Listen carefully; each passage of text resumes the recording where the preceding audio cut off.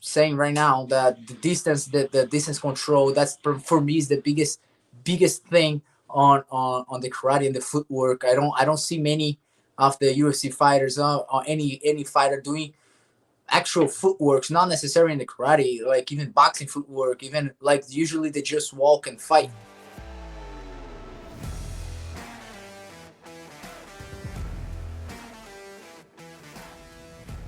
You'll be making your second trip into the UFC cage, man. March 26th. Luis Saldana is your opponent. What are your thoughts on him and what he brings to the matchup? It's funny because I have to give a shout out to the matchmakers because of course they know what they're doing. Uh, who am I to say that? But I watched his last fight. I watched it live. Me and my wife, we usually watch it like we that's what we do Saturdays. And I remember watching him, his first round really good, moving around. It was like, oh, well, a fight between me and him, it would be a lot of movement because he likes to keep the distance. I like to keep the distance. So we kick a lot, like, so it would be interesting. And then Jason, my match, sorry, my manager, he offered the fight. I was like, oh, I know this guy, like, yeah, that's interesting.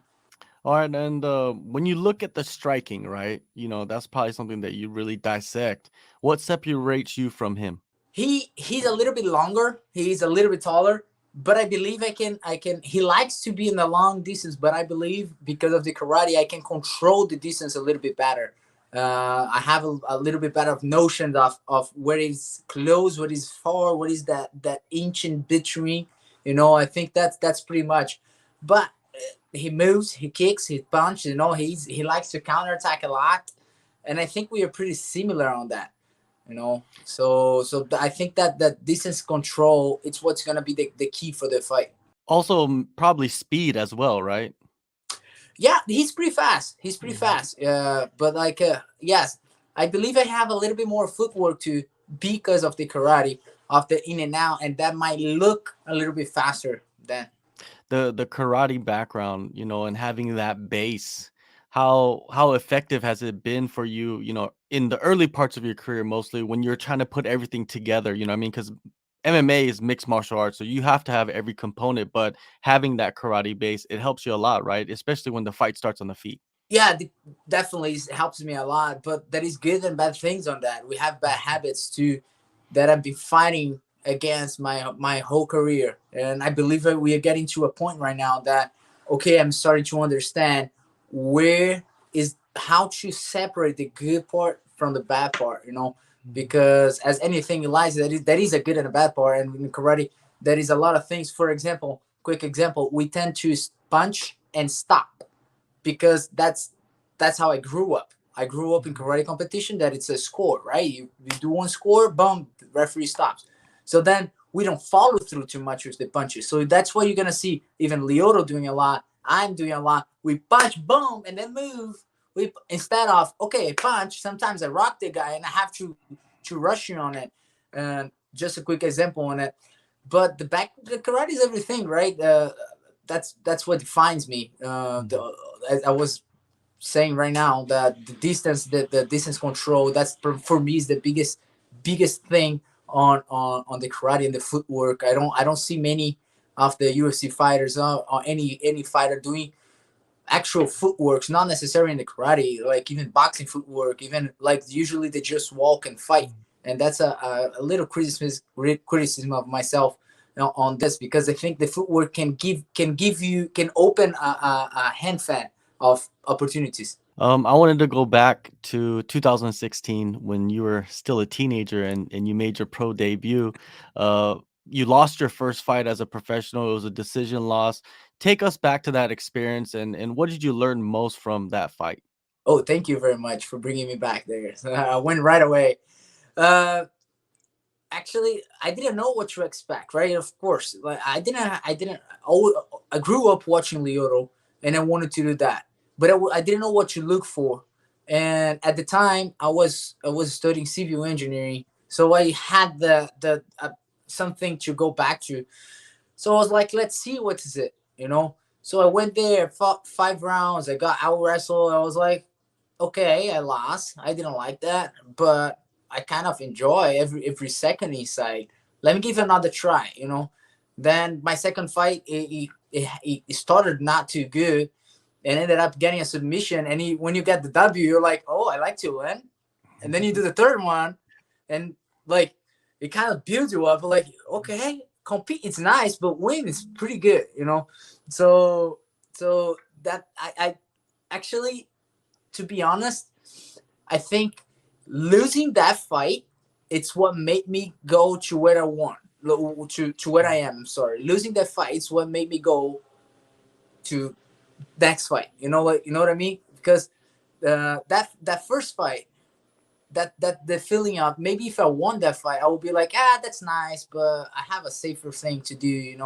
But when I lost, and I've been competing my whole life, I don't like to lose. I know how to lose. I won't do any bullshit. I'm sorry, but when I lose. Okay, yeah, handshake, let's go, let's move on. But I don't like to lose at all. I like to win. And lost that fight made me change few things on my head. I'm like, let me try it one more time, like, to win. Probably if I lost my second fight, I wouldn't be here. And I did. I went. Like that thing's it's really nice. Oh, so it kind of like released the what is it? The fighter inside you a little bit more, maybe, you know what I mean? Losing and tasting the defeat. Yeah, 100%. Because of my mind, I can remember. I was like, okay, I already know how is to lose. Now let me try to win. Like, okay, I have one side of it and I don't like it, but let me try to win. Let me try to see. And my first victory is like, of course, I think any fighter is like that. You have that fresh in your mind anytime. I don't even know what happened. I won without throw one punch. The guy blitz on me. I kind of fall, sit on the cage. He holds me right there. I kind of stand up, like, palm, take his back, finish. I was like, oh, I was supposed to be a karate fighter, but I don't care. I wanna win. Yeah, definitely. And yeah, like you said, it released something inside of you, and you just won fight after fight after fight. When did you actually make the transition from Brazil to the US? I did 2 times. First time was in 17, but Mhm. my visa took too long to get approved, so I went back to Brazil to wait for my visa. Ended up doing a few fights there too, and I moved back here in 2019 with my wife, and for good. That's where we were since then. Yeah, in Brazil, you fought both regional scenes, Brazil and the US. I'm thinking Brazil is just as tough. I think people underestimate the regional scene out there, right? Uh, there is few difference. Okay, Mhm. first of all, the Brazilian fighters, they won't give up. Okay, they will fight their ass off, and broke hand, broke anything, broke ribs. They're gonna fight, you know. So they are tough fighters. Here, I would say they start the fighters. They start more. They start the career more professional, like already with a conditioner coach, already with a nutritionist, because you people in US, they are in high school, they already do some sport, like. And the second aspect, and it's the most important one, in Brazil we don't have a wrestling background, so we go there and fight. They are really good jiu-jitsu guys, they're really good strikers, but not actually wrestling, guy that can take you down over and over again. And here in US, they have, they already grew up on that thing. And that's the most important, because wrestling at the end of the day it's cliche, but it is that what gonna define you if the fight gonna be on the striking on the ground. So when I understood that, I could train with wrestlers, I could realize that I can stop them. So that thing, and I see a lot of it. I saw a kid, he had like what 12 wins in a row in Brazil, and he came here to fight in LFA. He fought a wrestler, and he got out wrestled. I even hit it up. I was like, dude, you gotta train with wrestlers. You gotta train here. You gotta get used to that pressure. It's nothing out of this world, but we gotta get used to that. Mhm. Once you never felt before and you feel in a fight, you feel like terrible. Yeah, for sure. And now you're training out of CMMA with your head coach Chad George, a phenomenal coach, a former fighter, a sick grappler. You know what I mean? Like I've seen him around. He even has movies made about him. You know what I mean? That's Yep, how. two. That's how. Yeah, too. Yeah, exactly. And how? What's the origin story with CMMA? How did you end up with them?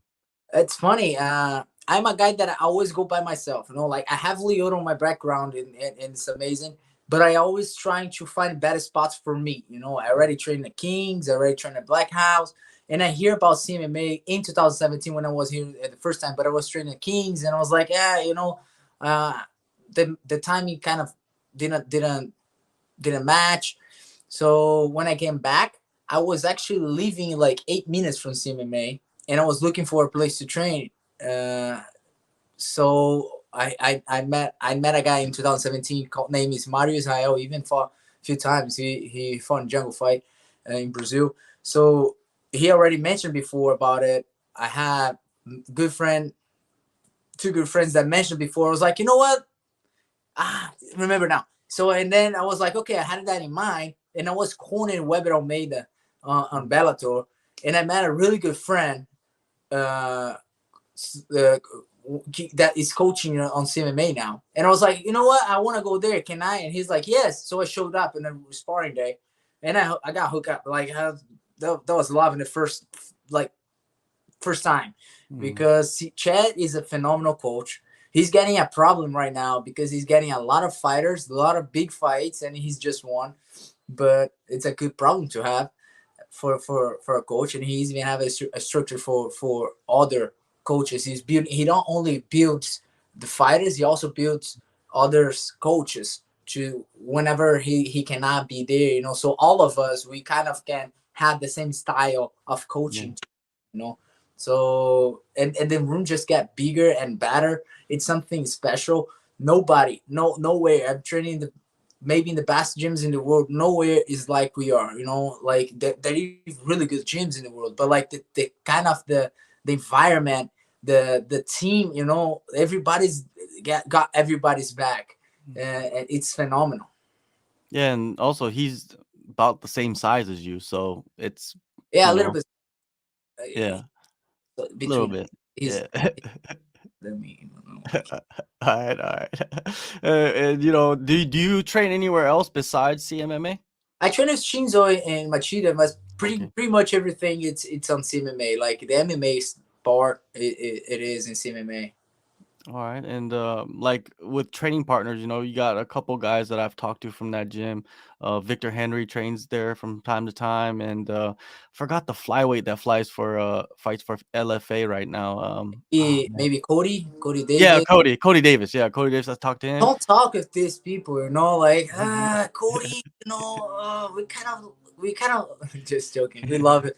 We love him, but we bully him too much. He's too short. He's just too small, you know. But Yeah. his nickname is Big as Cody because of like that short. But he's one of the toughest one to train with. Like Mhm. strong and fast. Look like a Tasmanian devil, and that's it. So for yourself, like what type of performance are you expecting out of yourself against Saldana to get your first UFC victory? Yeah, like everybody knows I can karate, you know, Mhm. but we are working something to actually draw not only Saldana but like all my opponents. We want pressure. We want like kind of match. That's what I told you about the good and bad things about karate, you know. Mhm. So we want more strikes, like because let's say like that. I'm a guy that I do a lot of self analytics. Mhm. And okay, I have a really hard to get bit style, you know, like in my karate style movement. If I want to, I can keep myself on the outside. You're kind of not gonna hit me. I gonna pick my strikes, and I will win fights. But I was already feeling like I need something else, you know, not only to win fights. Like my goal is not only to win fights. I wanna go to the top, and we need to show something else, you know. So, for example, my last fight against Melsick, it was okay fight. I couldn't get ready the way that I want to, but I know I could perform better.